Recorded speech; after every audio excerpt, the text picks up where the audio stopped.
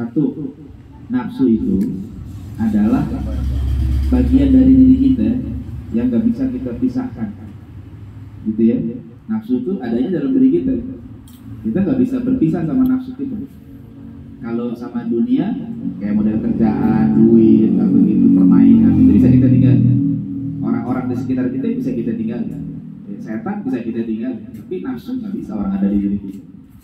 Ibarat maling yang coba ngambil perabotan rumah kita. Kalau malingnya dari luar, itu masih bisa ditangani. Tapi kalau malingnya orang dalam, nah itu susah, orang dia tahu dalam. Ya, kalau yang jadi maling orang dalam, nyegahnya kan susah.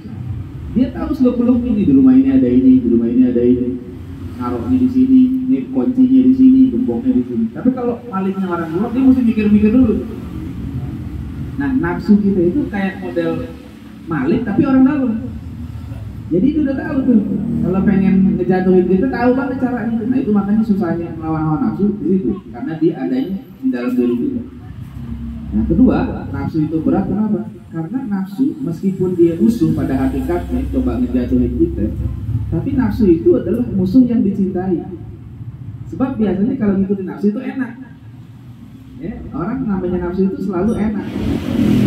Yang diajak sama nafsu itu selalu yang enak-enak. Ya, meskipun akibatnya nggak baik, gitu ya. Jadi akhirnya orang susah ninggalin nafsu. Jangankan yang haram, kalau yang haram ya udah jelas bahayanya. Yang halal aja deh, yang halal, makan yang manis-manis kan enak tuh, ya kan? Makan yang manis-manis enak. Bawaannya kita kalau ada makan yang manis pengen tuh, memang enak. Tapi kalau terus-terusan kita ikutin kan jadi masalah. Badan kita kena penyakit, diabetes. Waktu lagi makan sih nggak berasa, enak, nafsu. Makan yang gurih-gurih, yang santan-santan, ajib tuh, ya enggak, yang lemak-lemak, ya enak tuh kita ikutin, enak-enak emang kita tuh. Pas lagi nyicipin, pas lagi nyobain kita nggak mikirin apa. Pas pala udah puyeng baru WA deh, Ustaz, palanya puyeng Ustaz, gitu kata Ustaz puyeng. Palanya puyeng dong, gitu. Palanya berat Ustaz, keliangan gitu. Ada bilangnya jangan makan sembarangan, kasih juga. Ikutin hawa nafsu dia. Jadi ingetnya kalau pas udah keliangan gitu, pas lagi di depan rendang kagak inget. Pas lagi di depan apa sate kebul apa sate itu nggak inget, itu lupa deh. Nafsu. Enak semua gitu emang tuh.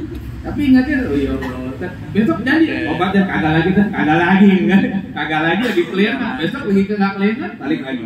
Itu nafsu tuh, itu nggak haram, itu halal. Apalagi yang haram. Ya, makanya kenapa ada orang bisa jatuh ke dalam godaan enak-enak. Ya, maaf ya, misalnya ada orang-orang yang terkena perbuatan dosa gitu ya.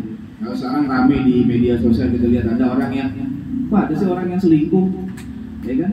Padahal kalau kata orang, kok bisa selingkuh, bininya cakep pada, ya kan? Iya, orang bininya cakep, selingkuhannya jelek, kok bisa gitu? Nah itu orang kan kalau yang akal mikirnya apa, sehat, tapi bininya cakep. Contohnya gitu tadi.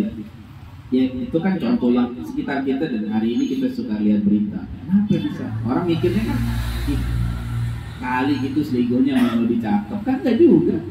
Itu nafsu. Jadi karena diajaknya enak, jatuh, nyeselnya belakangan. Kalau duluan memang bukan penyesalan, pendaftaran kalau duluan. Jadi kalau nyesel terjadi kebongkar, apalagi sampai viral, baru dia malu. Nah itu beratnya apa? Beratnya melawan hawa nafsu. Gitu. Nah makanya nafsu itu bukan untuk dia, bukan untuk dihilangkan. Enggak, nafsu bukan dihilangkan, bukan dibunuh. Yang penting bisa kita kendaliin. Jadi kalau nafsu dihilangin bahaya juga. Akhirnya ini nggak ada yang dimakan kalau nggak nafsu. Nah, jadi nafsu itu boleh makan, ya. Cuma kalau berlebihan jangan. Nah besok-besok jangan makan macam-macam deh. Ya, Bu jagain nih, aset soalnya nih. Besok-besok kalau seandainya mau makan macam-macam kasih rekamanin aja. Usah. Ya, ingetin soalnya ini makannya sayang. Kalau seandainya udah sakit nanti orderan berantakan, pengajian ketunda, macam-macam nih. Ya. Itu nafsu tuh. Ya. Jadi kendalikan aja, dibuang jangan. Kalau dibuang sama sekali bahaya. Makan kagak mau, minum kagak mau, karena ada nafsu. kerja nggak mau, lo kenapa nggak kerja? Gue nggak nafsu, repot tuh. Ya. Berumah tangga nikah nggak mau, istrinya suaminya kagak disentuh-sentuh, nggak ada nafsu, akhirnya punah manusia.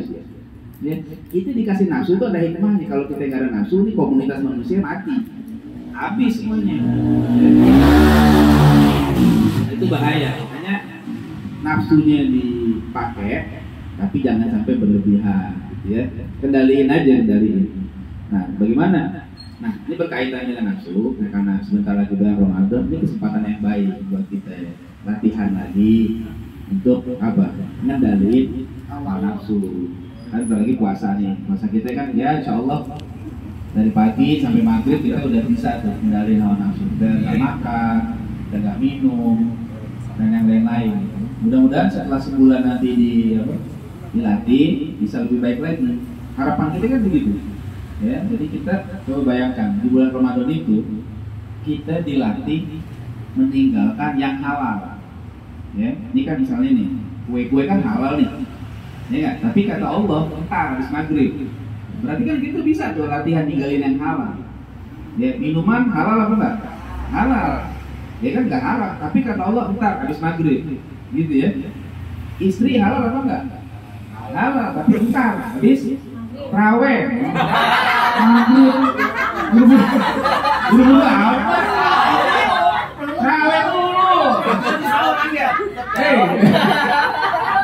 Karena bisa maghrib, kita kagak terawih. Kalau jadi muazzin bila lu tunggu mana? Belum kelar mandi wajib. Jadi kendaliin nafsunya gitu, bukan kagak boleh. Jadi Ramadan kita dilatih ninggalin yang halal. Nah kalau itu udah terbiasa, mudah-mudahan nanti yang halal juga kita tinggal. Kenapa? Yang halal aja bisa kita tinggal. Ya, jadi besok-besok kita bisa tuh digodain sama yang lain, nggak mau, haram, ini haram. Nah, kan udah biasa ninggalin yang halal. Yang halal aja masih kita tinggalin, kenapa? Karena yang kita cari ridho Allah Subhanahu Wa Taala. Ya, jadi besok-besok yang haram lebih kita jauhin lagi. Ya, diajak macam-macam, diajak apa?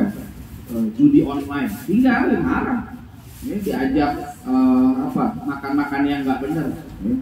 Yang haram, daging babi dan sebagainya, nggak enak, gue bayarin, iya dibayarin, nggak boleh, haram. Kenapa? Itu dilatih dengan apa? Dengan yang di halal tadi itu kita tinggal dan macam-macam semuanya, begitu ya.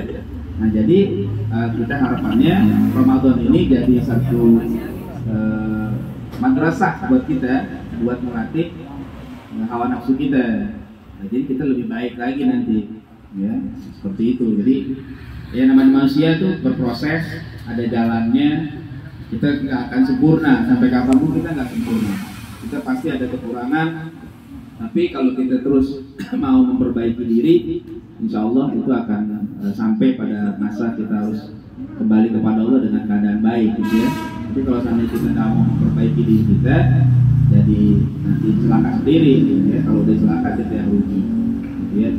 Ini nggak panjang lebar, cuma gitu aja. Sekedar pengen niat emang silaturahim kesini, ketemu teman-teman sebentar. Nah, juga nanti kan mungkin nanti nggak lama mau berangkat lagi. Kemana Ustaz? Karena ada pengajian ke dulu, mau tawakuf juga. Terus nanti di situ langsung ke sini lagi, Kampung Melayu. Maghrib pengajian tutup ini, udah tutup ini. Pengajian kalau udah mau Ramadan karena malam kan nggak mungkin diadain kan, udah terawih. Pengajian pada ditutup. Makanya kadang-kadang yang heran tuh udah pengajian ditutup-tutupin, ada yang nikah di dalam Ramadan. Itu pengajian ditutup, dia bikin pembukaan. Bahaya. Jadi kalau pengen nikah bukan kagak boleh, sekarang boleh. Cuma takutnya kalau baru, namanya pengajian baru kan baterainya masih kencang kayak gini.